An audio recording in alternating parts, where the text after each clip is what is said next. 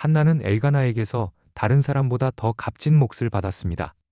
그러나 주께서 그녀의 태를 닫으셨으므로 그녀의 대적은 그녀를 더욱 심히 격노하게 하며 괴롭게 하였습니다. 한나는 혼이 쓰라린 가운데 주께 기도하며 통곡하였고, 그 모습을 본 제사장 엘리는 한나가 술에 취한 것으로 오해했습니다.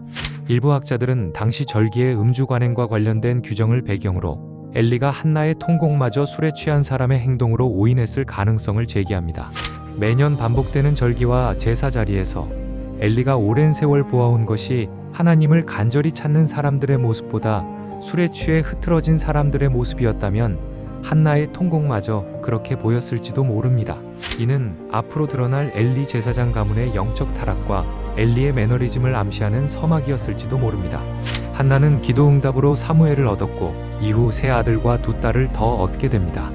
하지만 하나님께서는 단순히 한나의 기도에 응답하신 것이 아니라 영적으로 침체된 시대 가운데 한나가 혼의 쓰라림으로 하나님을 간절히 찾게 하셨습니다. 그리고 그 기도를 통해 하나님은 한나 자신이 알지 못했던 더 큰 구원 사역을 보게 하시고 그 사역에 동참하게 하셨습니다. 엘가나는 레위 사람의 후손이었습니다. 그리고 하나님께서는 그 가정에서 태어난 사무엘을 이스라엘의 영적 지도자로 세워가셨습니다. 그러나 장차 오실 그리스도를 가리키기 위해 주어진 절기와 제사와 헌물 가운데서 엘리의 자녀들은 그 거룩한 것들을 자신들의 탐욕과 범법을 채우는 수단으로 삼았습니다.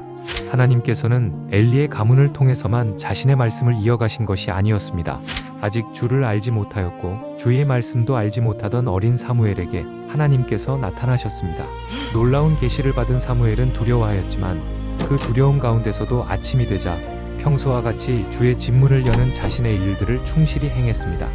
홈리와 비느하스가 그토록 함부로 대했던 절기와 제사와 헌물은 단순한 종교적 의식이 아니었습니다. 그것들은 장차 오실 그리스도를 가리키는 하나님의 구원의 계시였습니다.